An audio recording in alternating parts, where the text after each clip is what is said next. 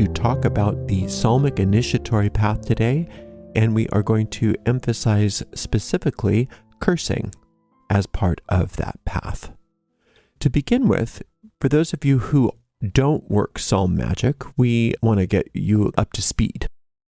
For us, the book of Psalms is its own book. It's separate and distinct from the rest of the Bible.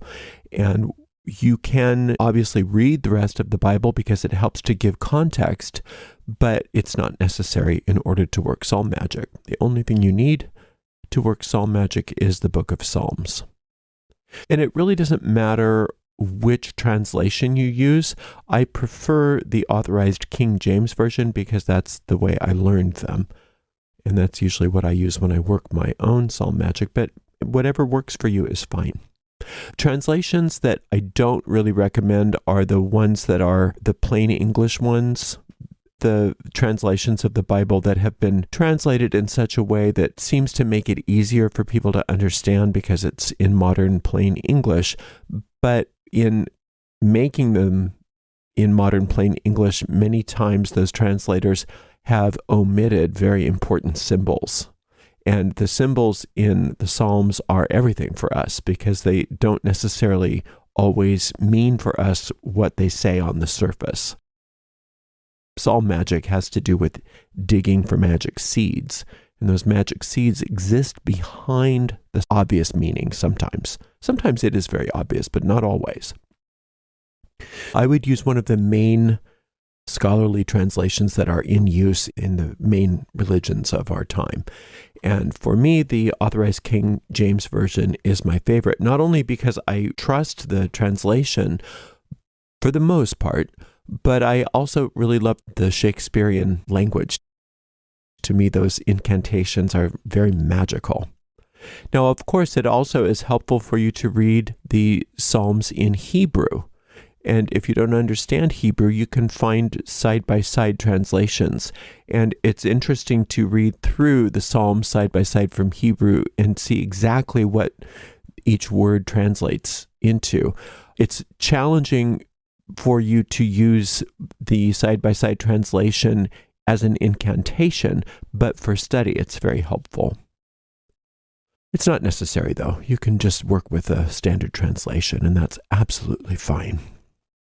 All right, the basic psalmic formula, for those of you who aren't familiar with it, is very straightforward. You take the psalm that you're working, and you speak it out loud once, all the way through without stopping, and we call that an incantation. And then you go back through it and you consider each one of those verses that you just spoke. And you try to find what it means for you. It's sort of like a tarot reading. It changes every time. It depends on what the situation is, because for us, psalm magic is very practical. If I'm bringing a problem to, say, Psalm 23, I've read Psalm 23 hundreds and hundreds of times by now, but it will mean something very different when it's applied to that particular problem. I keep my mind open and I look for what those symbols are telling me, and I let it be something that's living, a living, breathing experience for myself. And what that does is it rearranges the thought forms in my mind that are there in regards to whatever the situation is. It either destroys some thoughts that are causing a problem and or creates new thought forms that will help to bring about a specific goal. So they're very magical, these psalms, and that's why magicians have been using them for so long. It always makes me laugh how it bothers everybody when we talk about psalms. It's gotten a little bit better nowadays, but back in the day when I would talk about psalm magic, it would anger the witches, it would anger the Christians, it would anger the Jews, it would anger everybody. Everybody would get so mad that we were using psalms for magic.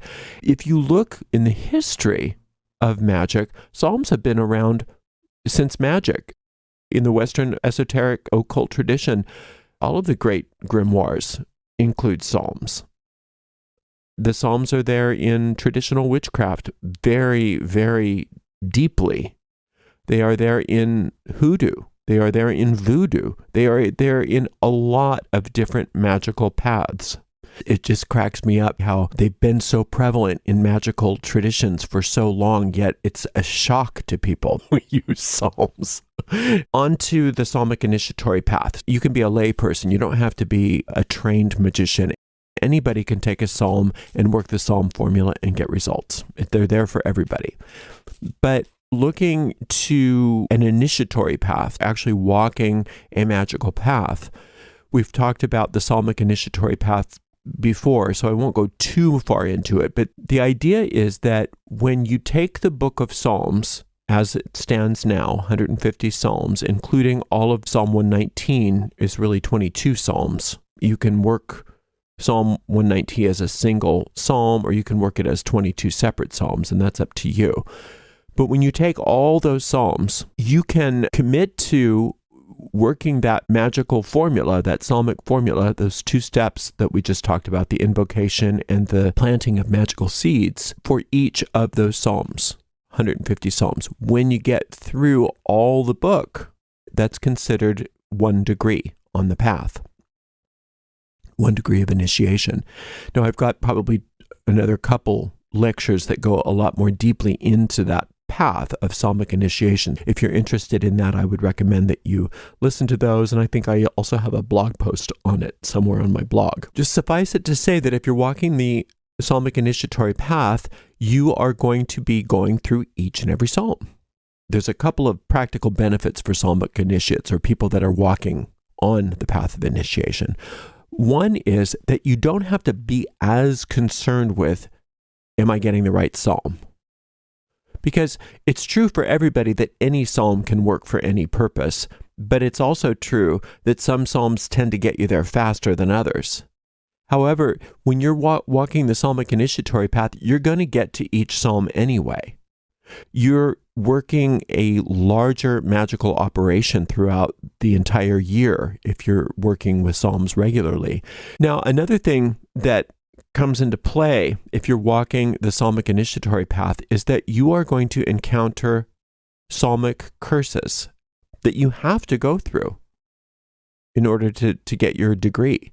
You have to do all 150. If you're not walking the path of initiation, you don't ever have to do a Psalmic curse if you don't want to. You can just pick and choose which ones you want to work. But if you're walking that path, you are required to curse. It's not an option for you. And this is what's so different when you're working psalms as a magician or a witch versus as a religious person, say a Christian. They don't have to work the psalms that they don't want to. They can do whatever they want. A lot of them make excuses for the curses. They tie themselves up in all kinds of knots about what the imprecatory psalms are, make all kinds of excuses for them. We don't. We do not make excuses for the psalmic curses. We use them as what they are, curses. And when you're working a psalmic curse, you can, and we do very frequently, use them on the thought forms in our own psyche to break them up as a banishing spell. If we have debts or poverty or health problems, those sorts of things, we can curse those things. That's very frequently where many psalm magicians will focus their psalmic cursing, is on conditions. But you don't need to. You can curse people. You can curse people. It's totally legal for you to curse people. And the reason is this. In, I think it's Psalm 69. I always forget which psalm it is. I think it's Psalm 69. It actually talks about Satan. It actually brings up the word Satan as an entity. And it asks infinite intelligence. It asks God to sick Satan on our enemy. Let's look at who Satan is in the context of psalmic magic. Satan works for God. Satan is not an antichrist. Satan is not an adversary of God. Satan is an adversary for God. The modern equivalent might be something like a district attorney or a state attorney or something like that, where they're going after criminals on behalf of the state or on behalf of the government. Satan is not a person like John Smith. Satan is a title. You would say Mr. District Attorney, Or if you were talking to a judge, you would say Your Honor or Judge. Or if you're talking to a chef, you'd call them chef. Yes, chef, no chef. Or a doctor, yes, doctor, no doctor. Satan is an office from this perspective. Now, I'm not saying this is true for Satanists, but just within the context of Psalmic magic, that's what it is. What that means is if you're going to be cursing another person, you are basically pressing charges. You're pressing charges against that person. Now, whether or not infinite intelligence follows through with those charges is not something that you get to decide. Just like you don't get to decide if you press charges with somebody in a mortal court. It may work out, it may not. But you have that right to do that. Frequently, what we do in Psalm Magic is we bundle the Psalms. We have Psalm collections. We'll do maybe a prosperity bundle. We'll work a certain set of prosperity Psalms for a certain amount of days. Or we'll work a curse. And we'll take 10 curses and we'll take 10 days and 1 curse a day and we'll work the curse on a situation or on a person. And that takes care of those 10 Psalms for you. You can check all those off your list. So if you're going to be going through a Psalmic curse once a year as you're going through this initiation, you may as well make it count. If you have a big situation in your life, you can use it on a big situation. You don't have to use it on a person. But if you don't have a big situation in your life and you do, it's time for that curse, you got to do that curse, and you've decided, I want to do a big whopping 10-day curse, I'm going to use 10 Psalms, and this is how it's going to go. Well, what are you going to do it on? It doesn't have to necessarily be somebody that's done something to you personally. You can press charges against somebody that's really wronged a friend of yours or a loved one of yours. There's no limit to that. Nobody can tell you no to that because you're protected. You're not just cursing willy-nilly. You're doing a psalmic curse.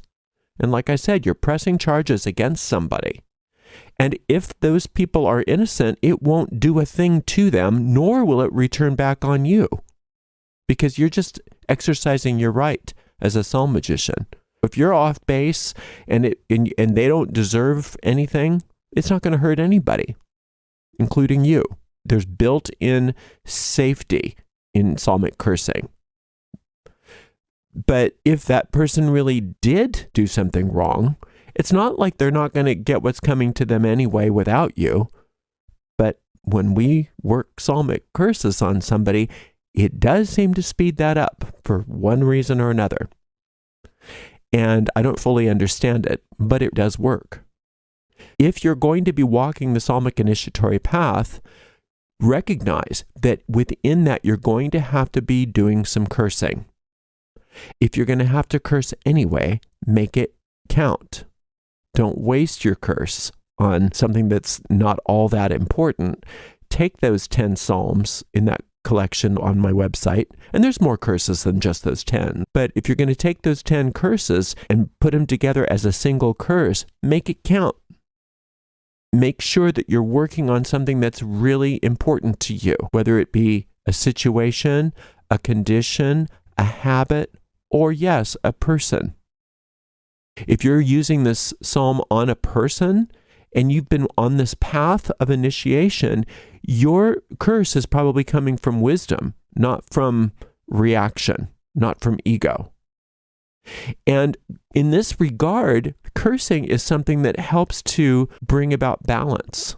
If somebody's stealing from you or stealing from your business, if somebody's absconded with a bunch of money, if somebody has vandalized your house and you know who they are, you don't just say, oh, well, they were just having a bad day. No, you press charges. The same thing goes with psalmic curses. If somebody is acting really badly, we have remedy for that. So use it. Use these curses because they are there for your benefit. They are what they are. They are curses, and they are there to be used for our benefit in order for us to stay safe, in order for us to clean up problems in our lives, in order for us to continue growing spiritually. That's part of life.